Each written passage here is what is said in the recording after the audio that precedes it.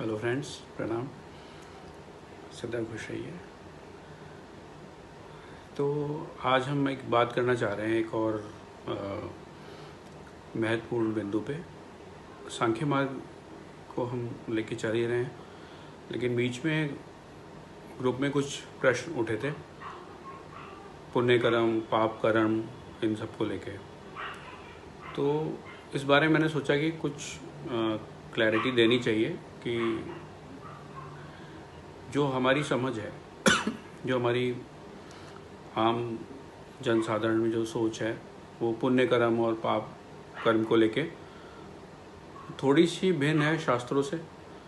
और हम सारे कर्मों को एक साथ ही लेके जोड़ के देखते हैं कि सारे कर्म जो हैं उनको पुण्य और पाप कर्म की श्रेणी में डालते हैं।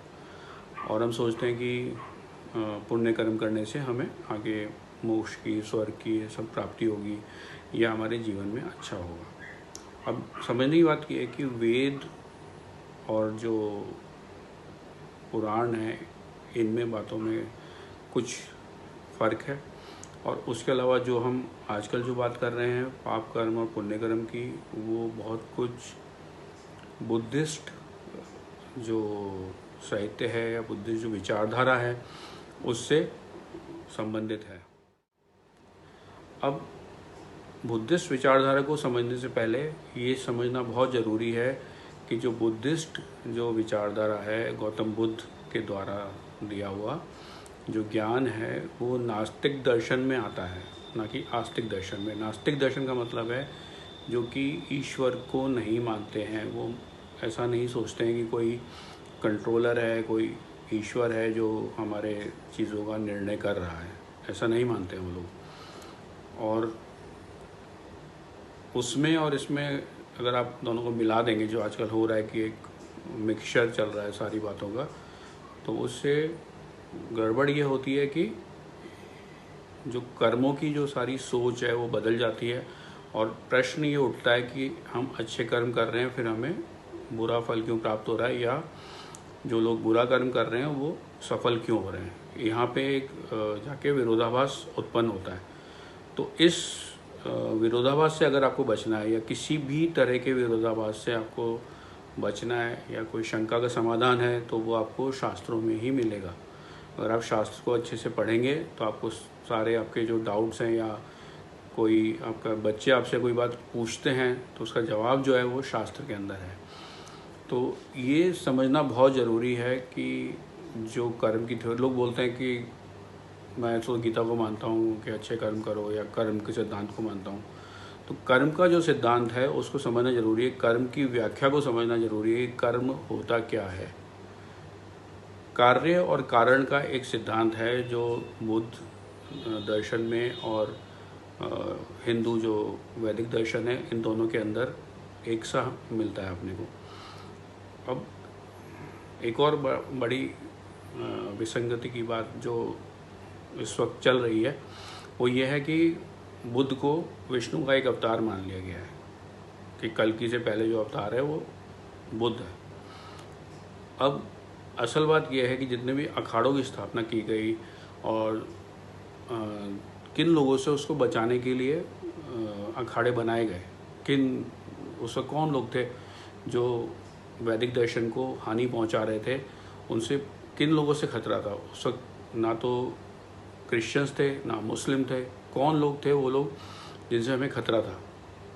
तो एक तो बात आती है इसमें राक्षस और बर्बर जनजातियाँ, आदिवासी, इनकी बात आती है। और एक बात आती है दूसरे दर्शन से, जो लोग दूसरे दर्शन को मानते हैं, जिसमें एक प्रमुख बात थी कि बुद्ध जो दर्शन मानने वाले लोग थे और वो पाली भाषा का इस्तेमाल करते थे, संस्कृत इस्तेमाल नहीं करते थे, वो लोगों से एक तरह का उस वक्त विवाद हो रहा था, जो कि कई इस लेवल तक चला गया कि लोगों ने एक दूसरे को जान से मारना शुरू कर दिया।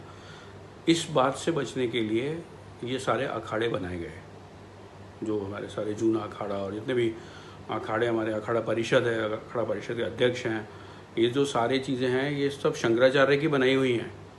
और शंकराचार्य ने बचाने के लिए किससे कि जो बुद्धिज़्म का जो फैलाव है वो इधर नहीं आया, और इसको सनातन हम कह रहे हैं, उस पर इसका असर न पड़े और सनातन का विकास हो, इसके लिए उसको बनाया गया इस तरह के फोर्सेस से बचने के लिए।